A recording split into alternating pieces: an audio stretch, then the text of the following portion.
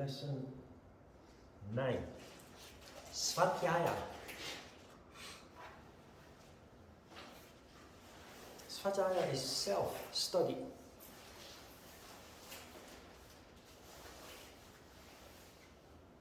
Self-study sometimes is suggested as something you must do deliberately. Almost as if suggesting that you must sit down and study yourself. It doesn't work that way. There's a very logical build-up in yoga.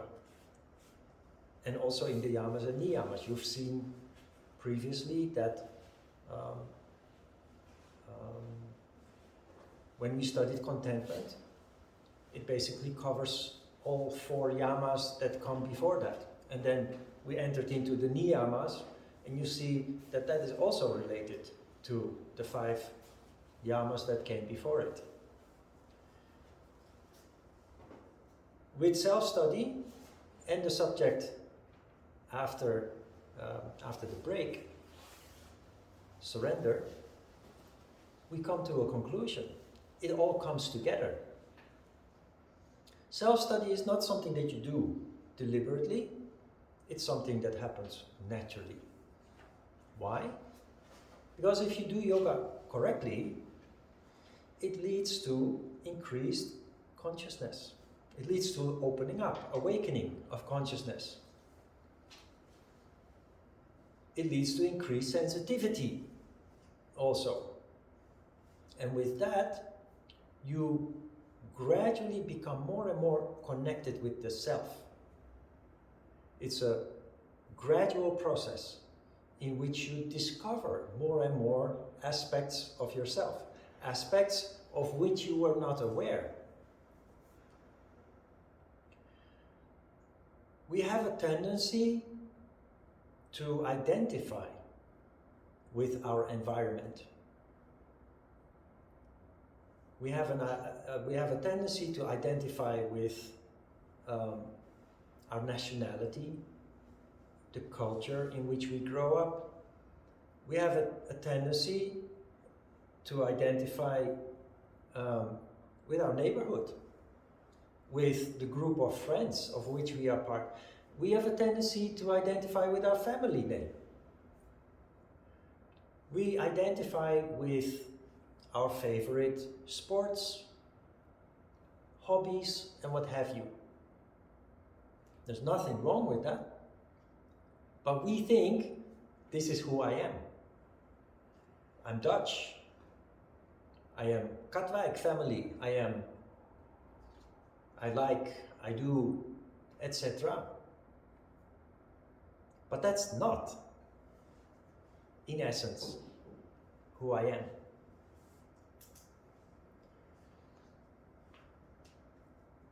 Normal people, people who do not develop increased consciousness as a result of a practice like yoga. There are other ways, of course, to do that, to have the same results.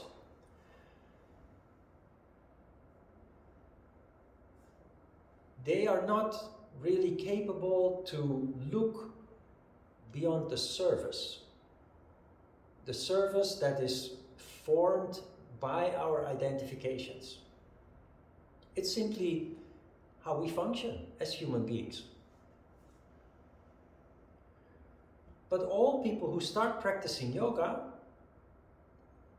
from the beginning notice that differences, changes are taking place.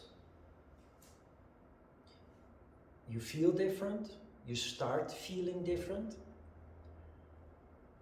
but also you start looking at yourself and the world around you in a different way. You become more aware of yourself and the world around you, and the connection between you and the world around you.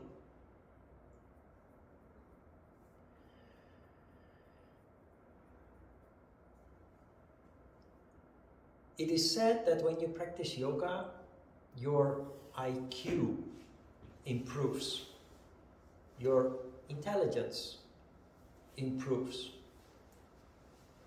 And the reason that that happens is very simple. Because your increased consciousness and sensitivity leads to an ability to think more logically and three-dimensionally. In a very natural way, you become a visionaire. A visionaire is somebody who has insight in complex matter. Have you ever done an IQ test? The main issue, the essence of IQ test is the ability to see patterns, to see logic. And that is exactly what improves in the yoga practitioner. Because of your ability to contemplate, your ability to connect dots. And in a very natural way, you start applying that ability to have vision, to see to yourself. Because the first thing a human being explores when becoming conscious is the self.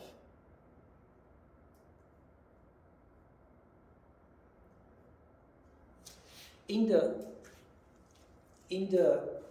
introduction workshop, I started by asking several questions. How old is yoga? What is yoga? And most of the times I also ask, how many yogas are there? And we come to the conclusion, in fact, there is only one. But if you read about yoga, you hear about yoga, there seems to be the impression that there are many different kinds of yoga.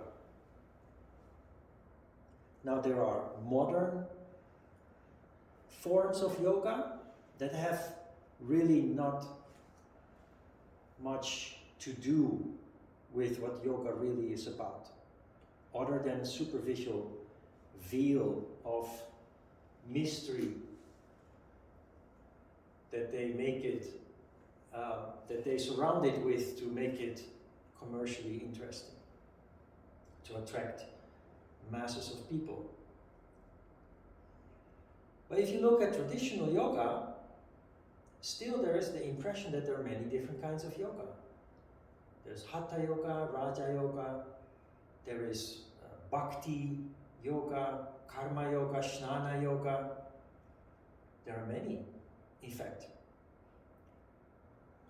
What people don't realize is that these are not different kinds of yoga, that are compartmentalized forms of yoga. What they really are stages of development. There are three main stages. Later we will, when we discuss the chakras, for example, we will have a look at some others. But yoga starts here. Kriya. Kriya is based on the stem word kr. And kr means do. Just like the English word do. Karma also comes from the word kr. So karma really means do.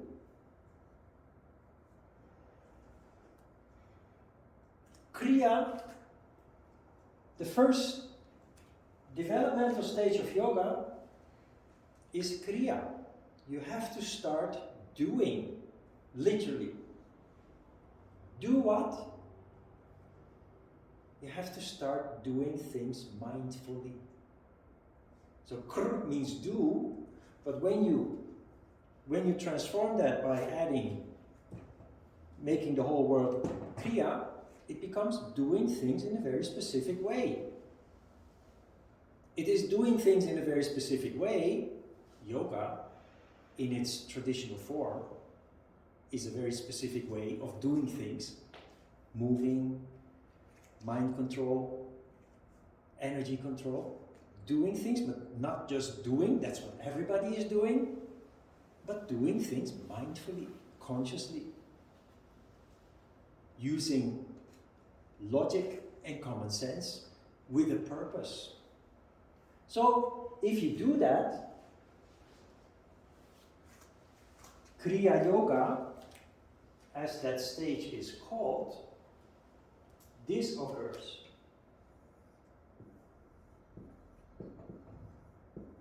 They call it Jnana Yoga, but it's not a form of yoga. Jnana means knowledge. So naturally, as a result of doing yoga correctly, Kriya,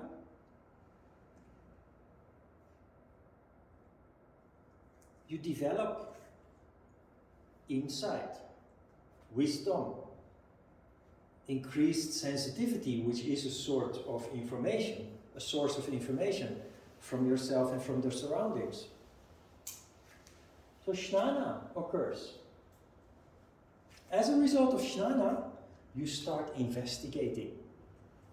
And the first thing, I said before, the first thing all human beings who develop consciousness, who develop Jnana, the first thing everybody feels attracted to investigate is the self. Over the years and decades, that reaches a very high level.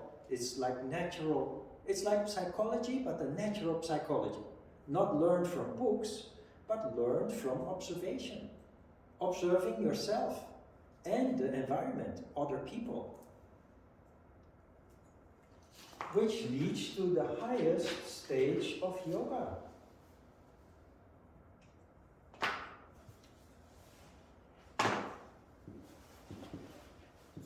Which is karma yoga. Again, the word kr. What is karma? The stage of karma in yoga.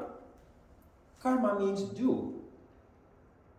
No, kr means do.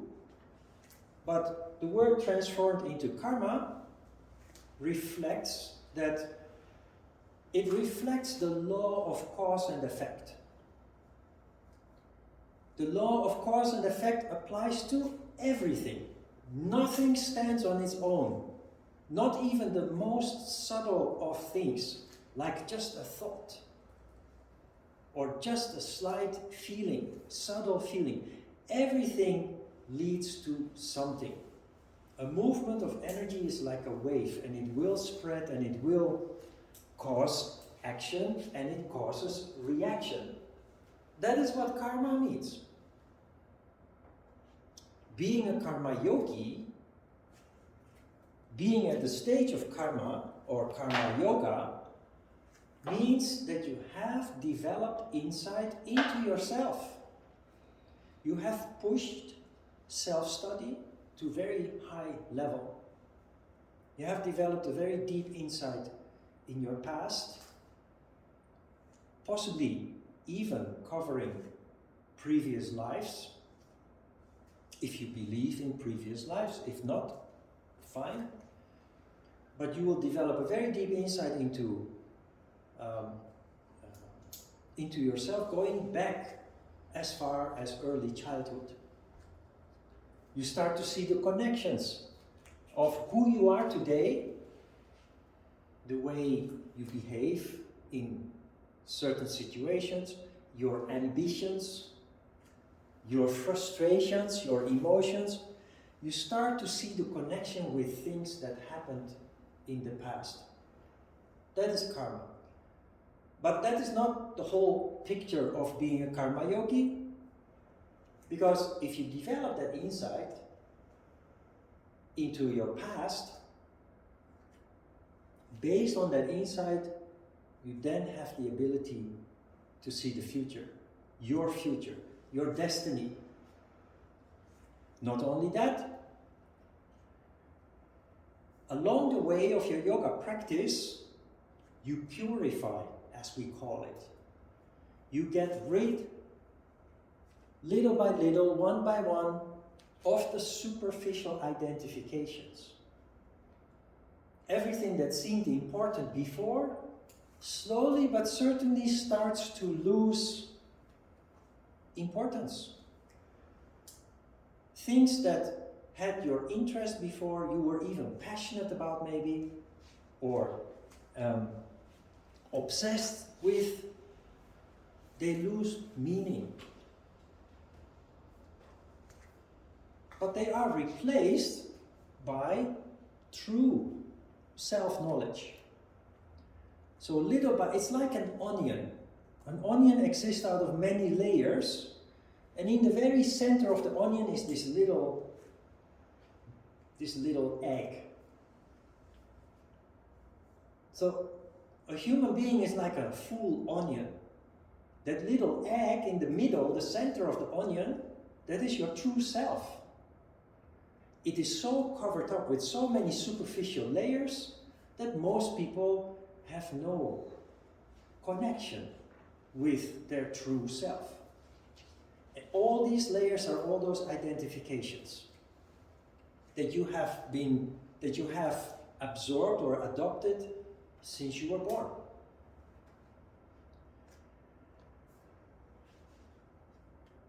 As a result of your increasing insight, you start to see also, very importantly, why you always end up in certain situations, certain conflicts, certain forms of suffering that we go through, but that are unique to me. The kind of conflicts that I have, the kind of suffering that I have to go through, are not the conflicts and suffering that you go through. You have your own unique situations leading to conflict. And you see that what makes the difference is how you have been conditioned by your past. It is my past experiences that determine how I act and react in the present. And that also determine the conflicts that I end up in with other people, or even internally with myself, having conflicts over certain issues. So when you start seeing that, and this is what truly makes a karma yogi, you develop the ability to avoid conflict and misery. Because you understand what it is that triggers this memory inside you. Something from the past is being triggered that makes you act or react in a certain way in the present, which then ruffles other people's feathers. And you have a conflict. So when you start seeing that, it gives you the handle, the tool, to learn to control that. And truly a karma yogi is somebody, a normal person, generally finds themselves in a conflict before they realize what's going on. Which means that we are always cleaning up behind us. We end up in a situation, we scratch our head and we say, oh my God, how did I end up here? And all you can do is try to limit the damage and to repair, if it is even possible to repair. We're always behind the facts. We're always cleaning up the mess. As a result of yoga, as a result of increased sensitivity, consciousness, increasing insight in yourself with a capital S, you develop the ability to earlier detect what is going on. You recognize the patterns that are unique to you. And it will come to the point, gradually you come to the point that you look at a situation that has not manifested yet. but you see the essence there. You see the potential there. A normal person doesn't see that, so just goes into the situation with blindfolds on until they're in the middle of it, and then have no way back anymore. A karma yogi is a person, as a result of purification, you have dealt with a lot of karma from the past, including traumatic experiences, but also peeling away all these layers of the onion, eventually ending up in that core, which is yourself with a capital S. But seeing patterns, recognizing patterns of how you always end up in certain situations. And you develop the ability to see the situation before it even started. And that will allow you to walk away from it. That will allow you to abort the process that is about to unfold. That is karma yoga. And it is not something that you can sit down on your cushion and say, today I'm going to do karma yoga. There are actually classes here and there called karma yoga. It doesn't work like that. Just go through your daily practice and karma yoga naturally unfolds. It's a stage. It's not something that you do, it's a stage. Of course, there are some things that we need to do. That is why you see in the handout, for example, that self-study is not possible if there is no purity involved. There has to be purity of motivation, purity of motive. That you are honest about what you are doing and why you are doing it. That you're honest about the past. That you're honest about your particular role in everything that happened. Purity of motive means no guilt and no remorse and no sorrow. You go beyond these emotions. These emotions are only a signal that something has happened, but you can only see clearly, you can only recognize patterns if it is not polluted by those emotions. And as human beings, just like we identify with our nationality, our name, education, achievements, pop star or whatever, whomever we worship or adore, we also identify with emotion. And that is where it goes wrong. It clouds our perception, not allowing us to see the reality, the truth. It makes us drown in misery for no good reason. The thing is, people then will say, yeah, but I have a right to be angry. I have a right to be sad. Because look at what happened to me. Yes, of course you have a right. And what happened is indeed significant. But you don't do yourself any favors if you allow yourself to drown in the emotion. The emotion's only task is to indicate that something happened. So you're hit by the emotion, of course it hurts for a moment, but you have to quickly go beyond the emotion and try to understand what happened and why it happened, without pointing fingers, without blame, because that is also not constructive. Try to see the law of karma at work, the law of cause and effect at work. This does not absolve people from wrongdoing. But as long as we keep pointing fingers at other people, we overlook our own role in the things that unfolded. So instead of pointing fingers, we need to look at our part in the events that happened. And again, it doesn't absolve other people of wrongdoing, but that is their portion to take care of. That is their karma. What you can do is to try to avoid those people or to amend things with those people, if that is possible. If there is a possibility to have a mature conversation with those people, you can repair things in that way. But otherwise, your life is your responsibility, and if you end up in situations that are undesirable, you have to see what your role, how did you get there? What is it that made you connect with those people or end up in such a situation? Ambitions that have led you there, or desires that have led you there? Always look at the self. We will come back to that. It's a very important aspect of your development.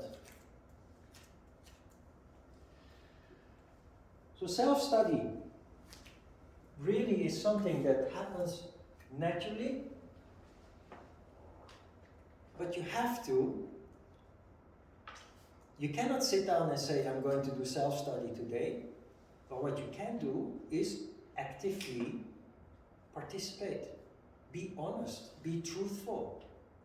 Do not deny things that when they rise to the surface of your consciousness, a memory, an emotion, do not deny them because they are painful or shameful. We all have things that in our ignorance we have committed or engaged in activities or acts that in the end we feel shameful about, but that again is an emotion. Let it be a signal to tell you that something was wrong, learn from it and move on. That in the end is the purpose of these emotions. They tell you something, they alert you to something. And the purpose of yoga is that you connect the dots and that you create the foundation for the life that is based on your true potential. Because your true potential will not manifest as long as it is polluted by all these superficial elements that we have gathered since we were born.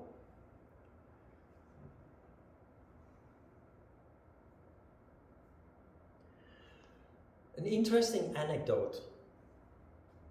When you talk about previous lives, you see in the handout there is a paragraph on karma, probably towards the end. You don't have to believe in previous lives. If you're skeptical or you just don't think that is reasonable to believe, that's fine. But you are a product of history. Your ancestors have lived through certain stages, certain events, natural disasters, war, violence, abuse. And these events trigger instincts in people, and those instincts become genetic material. Now it sounds very complicated, but let me just tell you an anecdote of something interesting that happened a long time ago when I was on a vacation in southern France on the Mediterranean, and we were on the beach. And that particular beach where we were, there was a little stream that came from inland that dumped water into the sea. So during the raining season, that stream is very wide. At that time it was high summer, there hadn't been much rain, so it was just a small stream that crossed the beach going down to the sea. So without thinking about it, my brother and I started canalizing this little stream. This stream just follows, meanders through the sand, finds its way every time searching for the lowest spot. So it's not straight. And we just, without thinking of it, we started straightening it. We started canalizing it. It was really funny. There was this typical French man in his 50s, 60s, with a pipe in the corner of his mouth, hands behind his back, and he just stood there, 10 minutes, 15 minutes, observing what we were doing. Then he said, "Vous êtes Hollandais?" Which means, you must be Dutch. Karma. He picked the essence of what was going on there. Because no other people who see water will start to canalize it. Apparently, the Dutch have, for thousands of years, struggled with water.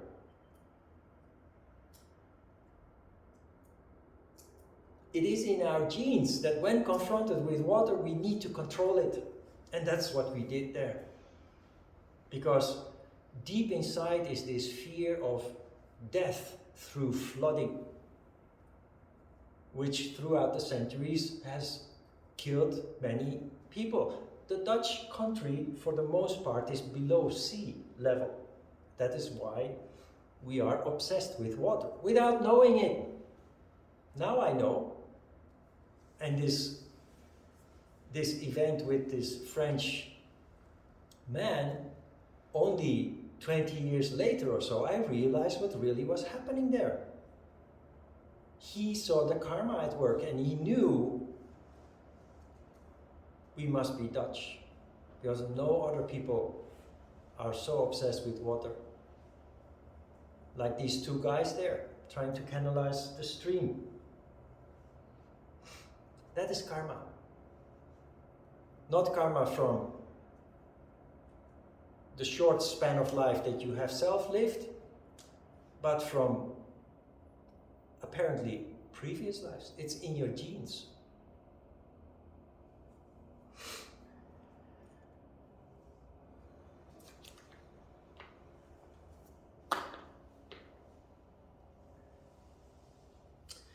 Yeah, you see that paragraph where I wrote that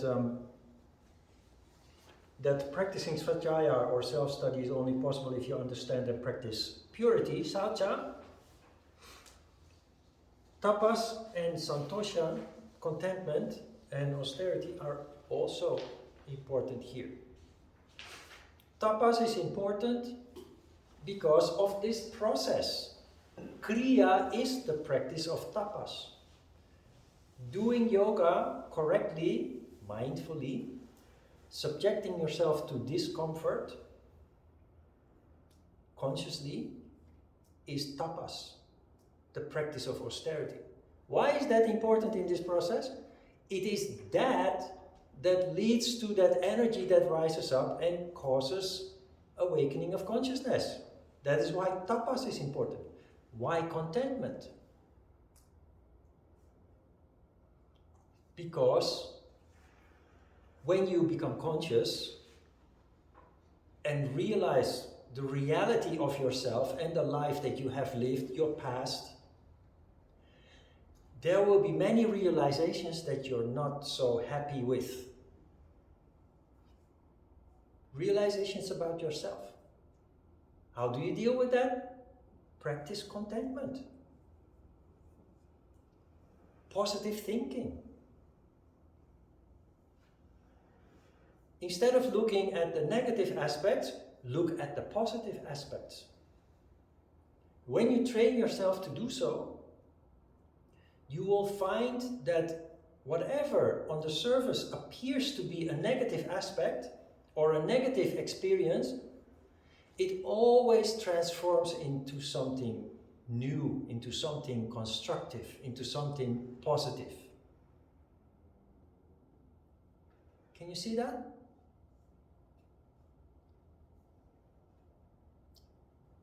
It works like this on a personal scale. It works like this on a world scale. I told you a week or 2 weeks ago that in 2016, when Trump was elected president, the internet exploded. Social media exploded. People were desperate, crying. And oh my God, the world will disappear. What a disaster. And I immediately understood that, yes, it is bad, but bad things always lead to good things. It causes people to be more conscious. It led to more division for sure, but that is short term. In the long term, it leads to more development, more progress. You could even say that what is happening in Ukraine now might very well be linked to that development where Trump was elected president. I can't say for sure, but it is very possible. Because Trump always protected his bad behavior, always treated him like a friend. For whatever reason, nefarious reasons. And it is horrible what is happening there. But what is happening in Ukraine is not only karma from Trump's presidency, more importantly, it is karma from the Second World War fizzling out. And you already can see the good things that come out of it. And don't get me wrong, the suffering, I'm following the news, is heartbreaking. It's just horrible what is happening there. The random shelling of cities and towns and what have you, opening a corridor for people to escape and then bombing the corridor is so cruel. But if you look beyond that, look at the unity that all this has caused. Europe has always been accused of being totally indecisive, being inept, being lethargic, and only thinking about economic development and just closing their eyes for all the bad things that happen around the world. Look at what is happening now. They're so unified. They've never been so unified before. And it's a very important development. And it is a development that will stand up to any possible future evil that will occur in the world. So what I'm trying to picture here is that things are not standing on their own, and that past events lead to the events that we are living with today.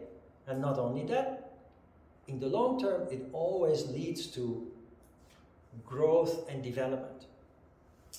Second World War itself was disastrous. So many people died, but it led to the United Nations, it led to NATO, it led to the European Union. It led to peace becoming one of the most important wishes and elements for people to strive for. And they created all these global institutions to try to secure that peace and stability. The way that the Russians are fighting war, committing many war crimes, war has always been fought like that until the Second World War.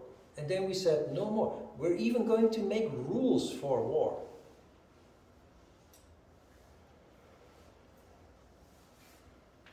And the West, NATO, they have developed smart bombs. Don't get me wrong, I'm not in favor of weapons and bombs and what have you, but they created smart bombs to try to avoid killing innocent citizens. To be able to pinpoint exactly the target without collateral damage. But if you're evil, you have no such concern.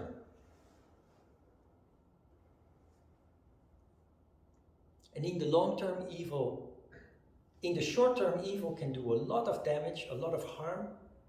In the long term, the good always wins. But the good, as I've said before, the good is bound by the yamas and the niyamas. Evil has no such restrictions. Evil can do damage on very short term and to very great extent. The good eventually in the long term always prevails, but it takes time. Because it is bound by a step-by-step process where every development, every movement, every step is carefully calibrated, carefully contemplated to avoid committing evil themselves, to avoid basically violating the moral foundation, the moral principles as we know them. So, long story short, bad things on the surface look bad, but if you look deeper, if you connect the dots, you will see it's not only something that stands on its own and came out of nothing. There's always, often very far back into the past, there's always something that led to it, and it always leads to new developments. And if you look at history, you see there is an evolution. It's going up. It's getting better and better for mankind. There's still a lot wrong, but the world is not as it was 200 years ago or 500 years ago. What I see is a process on a global scale, but also on a personal scale. A process of 2 steps forward, 1 step back.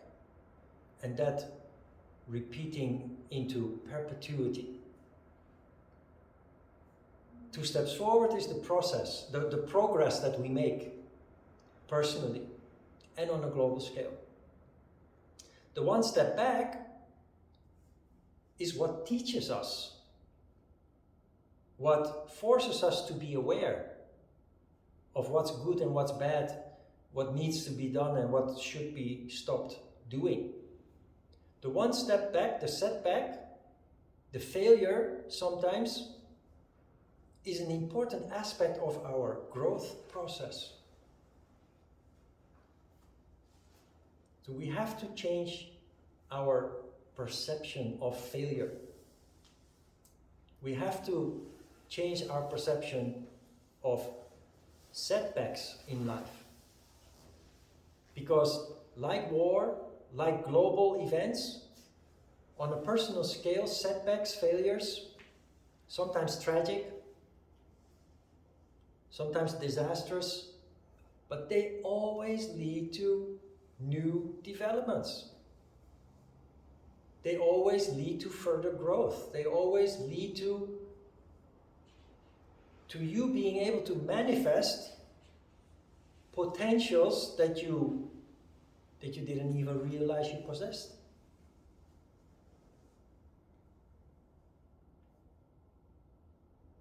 As human beings, we have a tendency to think negatively, being pessimistic. That is a natural tendency that results from tamas, from the contraction of energy towards the bottom. As yogis, having more and more energy rising up, you naturally develop this ability to see things in a more positive or favorable light. But it is also something that you must train yourself to do.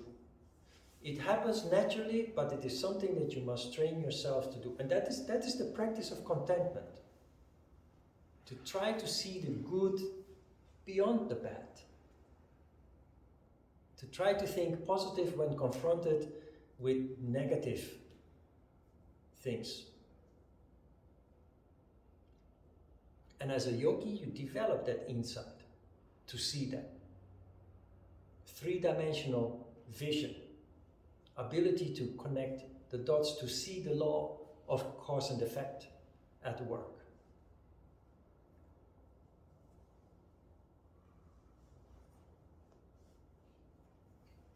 Questions?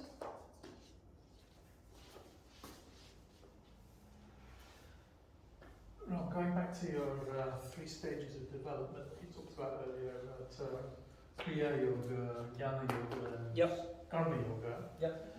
It's quite common to come across Karma Yoga as kind of the lowest stage of development and Jnana Yoga as the highest. For example, in Bhagavad Gita, it's quite common, quite well known, with Karma Yoga and then Jnana Yoga and Bhakti Yoga.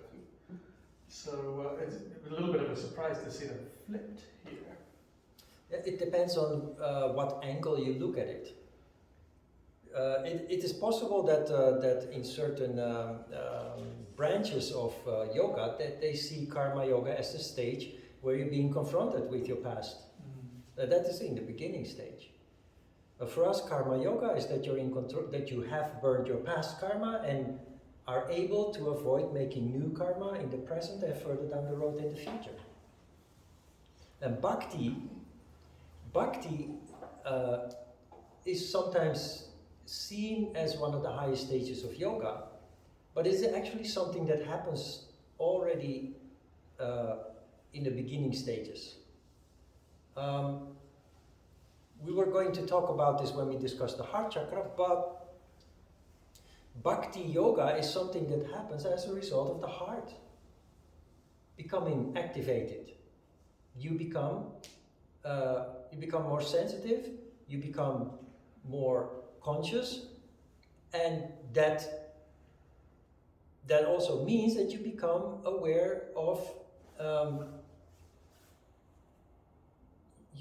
as a result of you becoming more sensitive, you become not only aware of your own suffering, but very importantly of the suffering of other beings, humans and other beings alike. And that is the development of empathy and sympathy, compassion. That is in fact the stage we call bhakti. So there are yoga schools where they do bhakti yoga and they call it the yoga of servitude. But that is a distortion of what bhakti really is. Bhakti is a stage. Everybody goes through, especially in the beginning of your practice. Most yoga practitioners will recognize that in the beginning stage of your yoga practice you become sometimes emotionally unstable because you become increasingly sensitive. And that includes that you start to become affected by other people's suffering. You want to help. And you try to help, and either you are rejected or you realize that it's not possible to help, and that can lead to self-hurt. And for that it's very important that we learn pratyahara in lesson 28-29, detachment, lesson 28-29, and the next subject is of course surrender to the Most High. But yeah, you can, I guess, depending on the angle that you look at it, you can see it as a beginning stage or a higher stage. So for us, seeing yoga as a whole package, not only dealing with past events, but also with present and future, it is the highest stage. Karma yogi is the highest stage of the yogi. I have something that I would like to share with you that is related to self-study. It's something that I came across one day that basically explains to us why it is important that we connect with the self and figure out what is really fit for us. What makes our heart beat? What inspires us? What makes us enthusiastic? What makes us happy?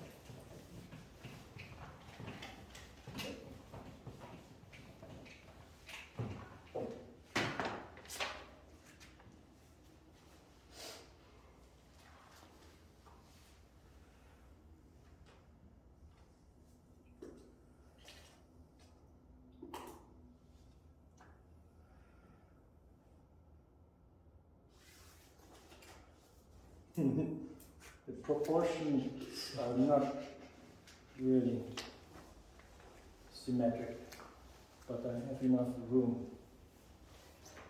to write what I need to put there. This is about purpose. Purpose in life. When you have purpose,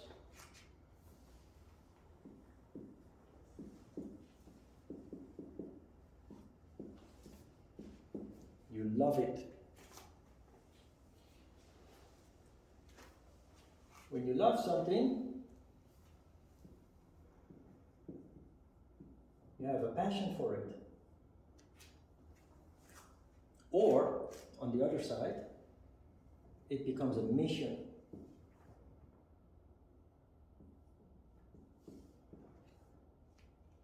What is this about?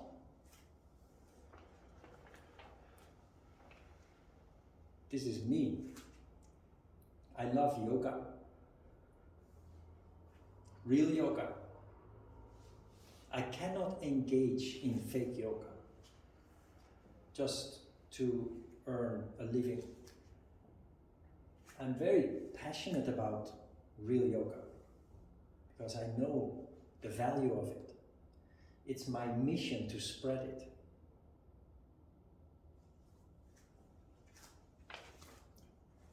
When you're passionate about something, it can be baking bread, it can be working with computers, it can be teaching. Some of you are teachers. But when you're really passionate about something, it adds a special dimension to the person engaging in it.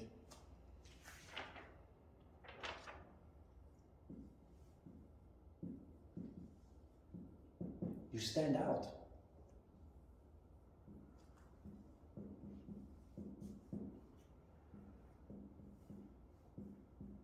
Remember last week or the week before we talked about people running a restaurant because they see that as the only way that they can make a living after their career has ended. But they don't love food and they don't really love pleasing people. But it seems an easy way to start a business and make a living after retirement. It's mediocre.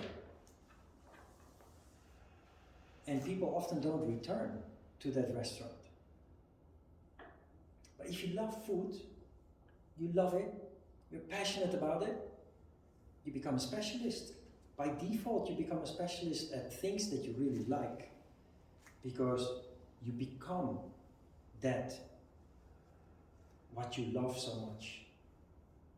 In my case, yoga becomes you, you become yoga.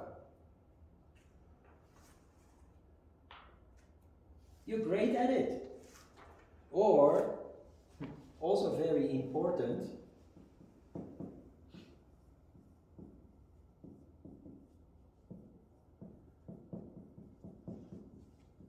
the world needs it. When it comes to restaurant food, that doesn't really apply. But when it comes to yoga, yeah, the world needs it. The more people learn and practice yoga, the better this world will become. The world needs it. So it becomes your profession.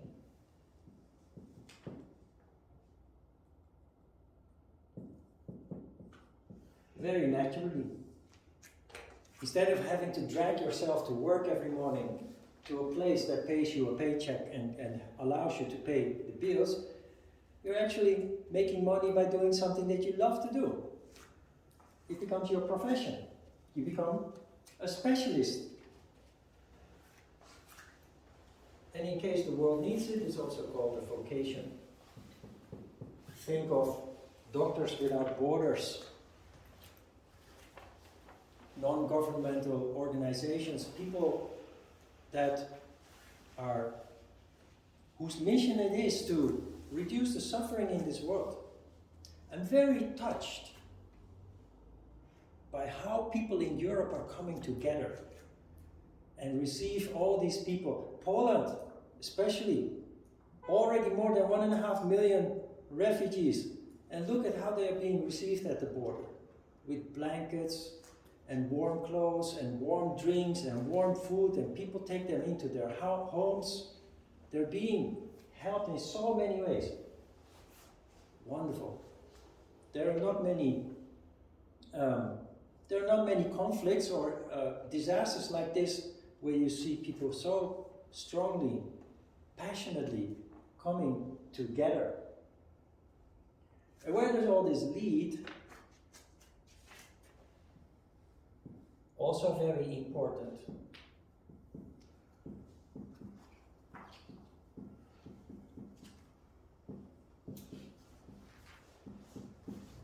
You are paid for it. You can, if you follow your heart, it's not the easy way in life. But if you do, and you persist, eventually you get paid for what you love doing the most. You love food, and you love pleasing people with good food. The word will spread naturally. You start a restaurant, people come to your restaurant, they feel welcome. And they taste, maybe not consciously, but they taste your heart in the food that they eat, that they get served. Not only will they come back to your restaurant, they will tell their friends about it. Which is not the case if food is really not your kind of thing, but you just started a restaurant to make a living.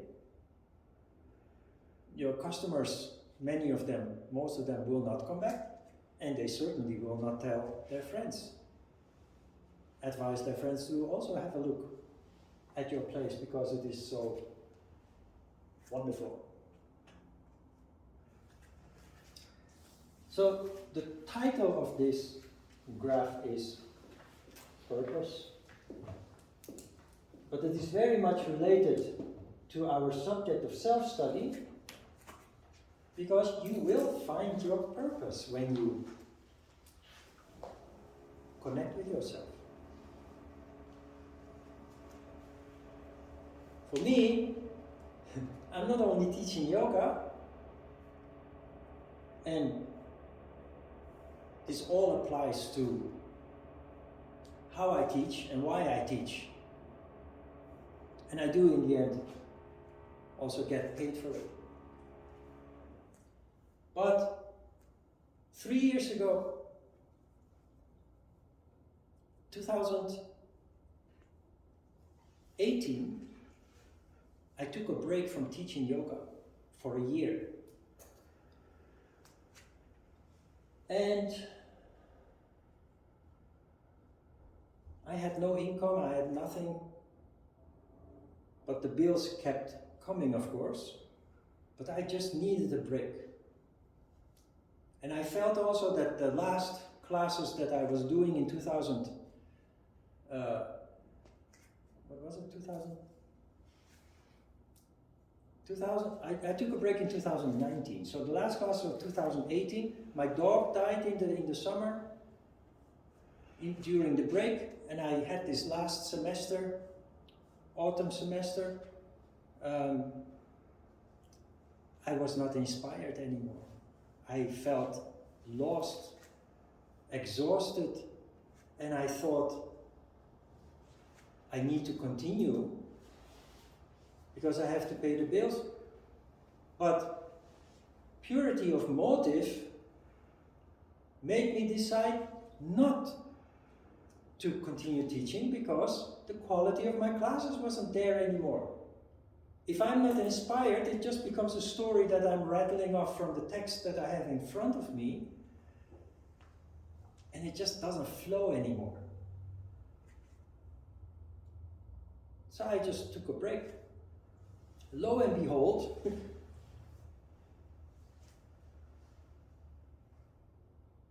it didn't take long for me to come across a dog wandering in the park,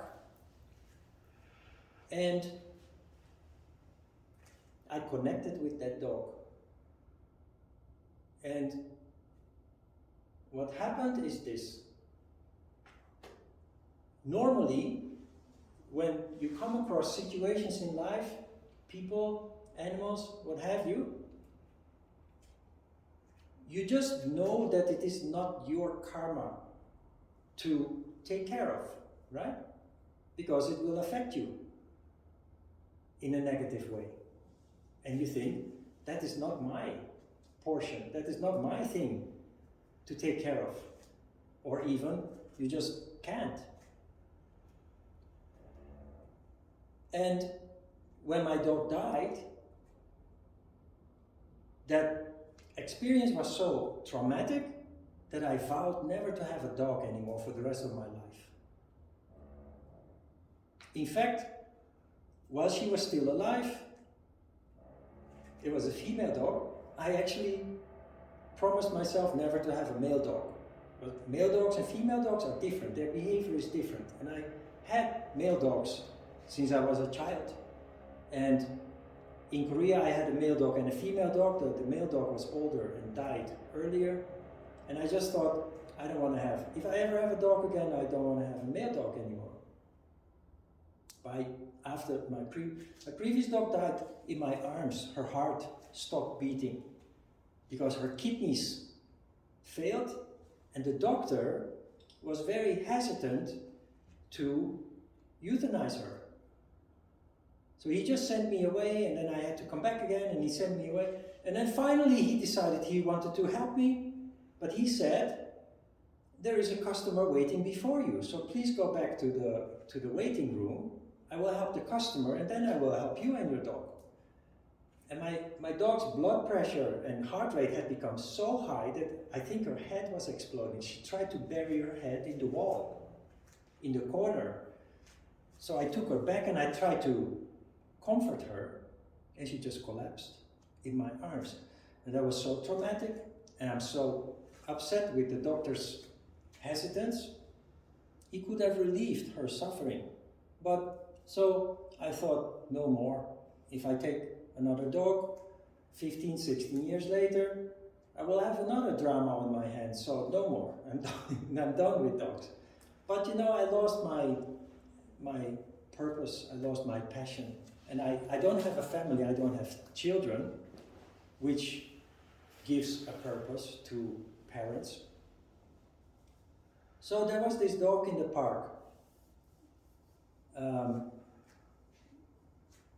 The internet, the neighborhood groups were buzzing with news about this dog. And I came across this dog, and I immediately, I knew in my heart, I have to do something.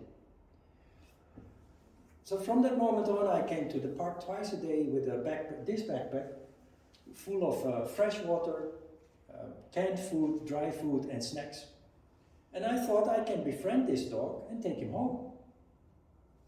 So he ate all the food that I brought twice a day, and he drank all the water that I provided him. And he did start to bond with me, I noticed, but 3 months it went like that. And just he wouldn't allow anybody to even come close to him. So in sheer desperation, because he started to cross very busy road going into the apartment complex, and very dangerous, of course, him crossing the road, I decided to borrow a cage to trap him, and that worked.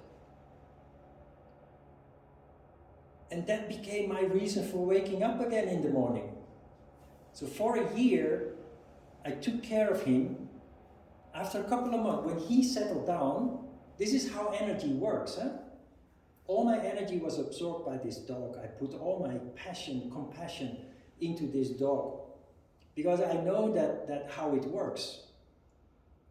What dogs need is the same as that children need. They need stability, they need love, they need good food, and then slowly but certainly everything will correct itself, will be fine.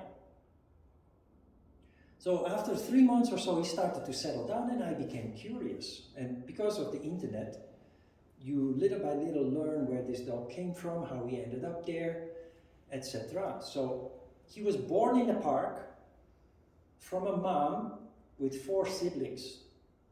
They were rounded up after 5 months, brought to a center. The mom was a wild dog, so they euthanized her. 2 of the siblings were quickly adopted because they were very easygoing, and 2 of them remained for a long time in the center. After 6 months, 7 months, the dog that I found in the park here was adopted by a very young couple, close to Seoul University. They live close to Seoul University. Now, these 2 dogs, Pada and Babi, they, from birth until they were 1 year old, they were always together. And then they were very rudely separated. So Pada escaped after 1 week, escaped from his home at Seoul University and basically went on his way back to the shelter to find his sister. It was middle in the winter, very cold. And if you look at the map, a straight line from where he came from to the park and on his way to the shelter. He hung around in the park because from the university to the park is only asphalt and concrete. There's no green, so always in danger. So he ended up in the park as kind of a safety zone for him, and people started feeding him, many people. After 3 months he settled down, and I became curious about his mom and the other siblings. So I sent text messages to the center, people working there, and they only sent photos and videos of his sister, Babi, a fox. She looked like a fox.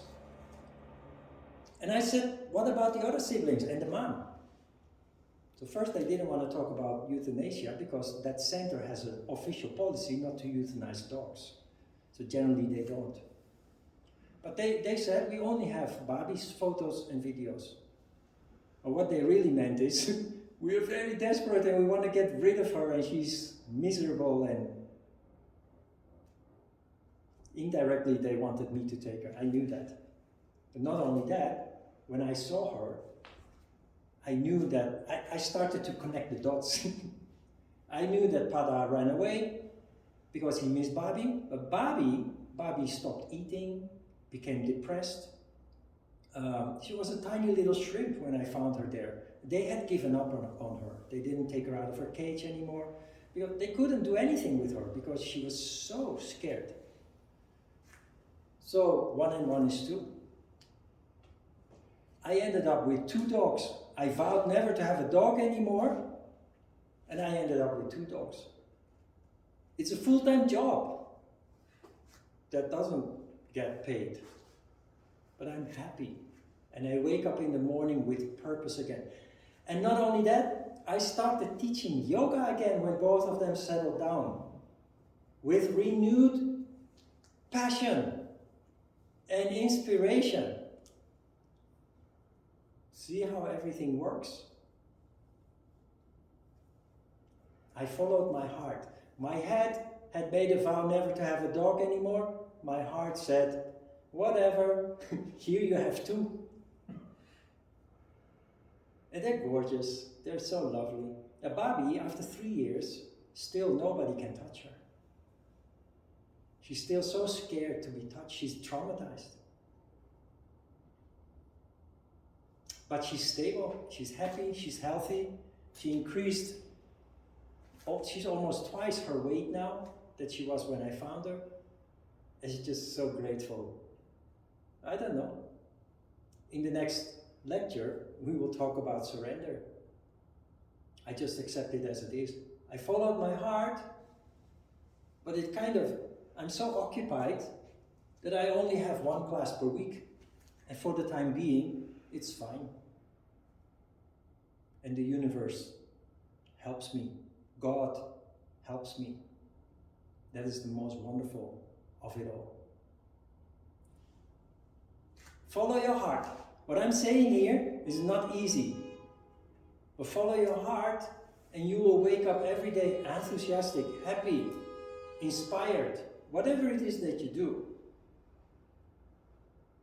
And the heart part is only the surface, the conditioned way of thinking.